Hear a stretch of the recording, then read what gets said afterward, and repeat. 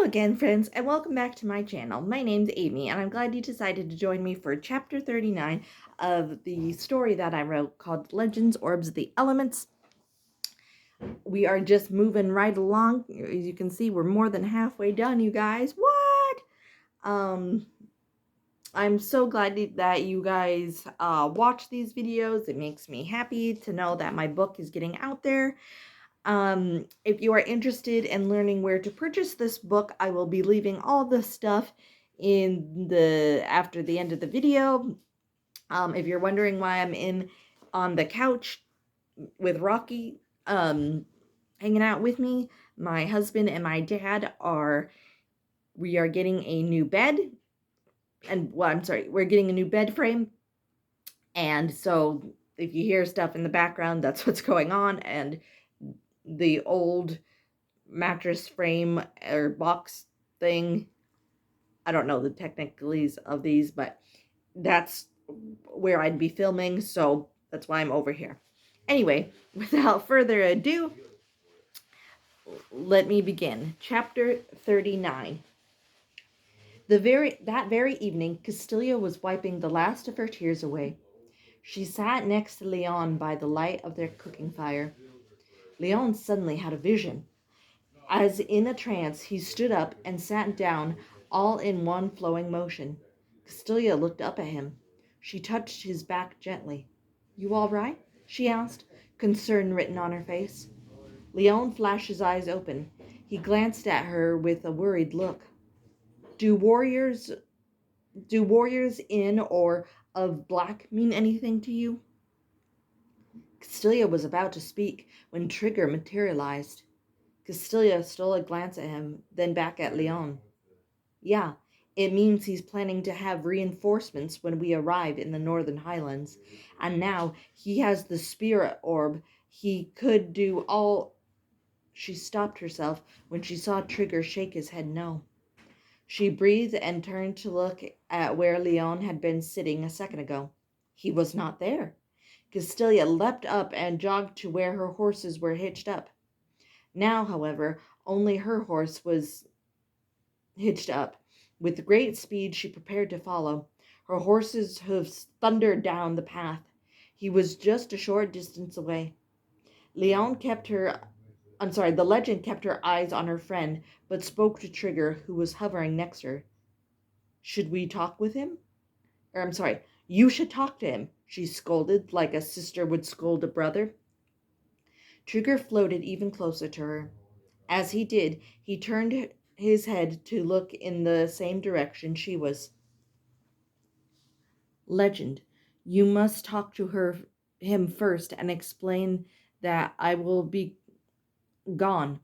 If I tell him why, it will make him upset."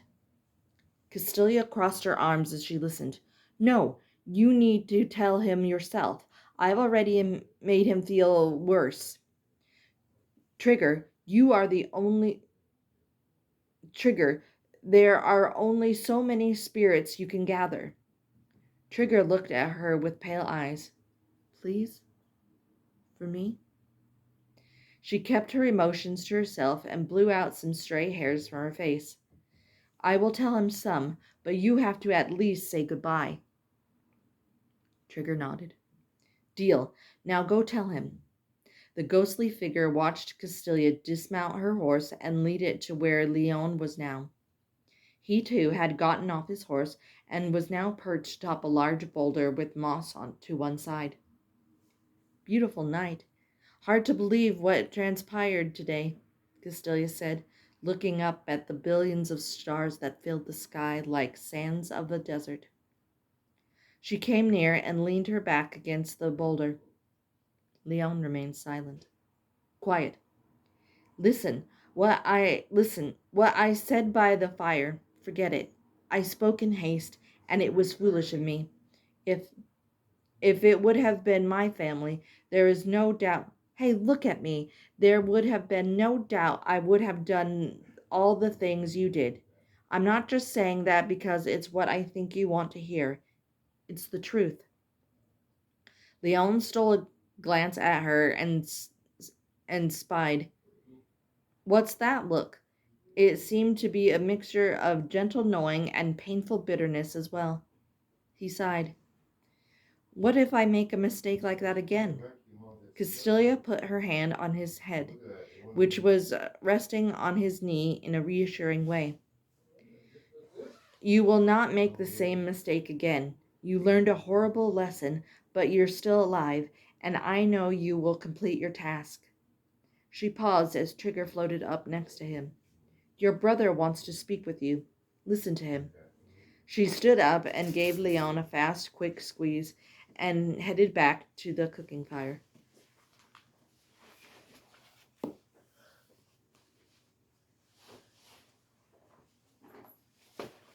And that's all the chapter for today. Thank you all so much for listening. If you would like to continue this story on your own or along with me, you can purchase this book on Amazon.com, BarnesandNoble.com, Apple iBooks, and lots of other places books are sold. That would help me out so much. I put a lot of heart and soul into this book, and I cannot wait to share with you guys the sequel to this story.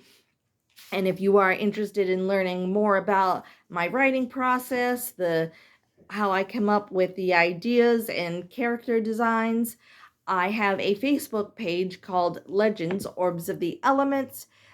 There I try to write an article Monday through Friday, all about different topics, like I had mentioned before.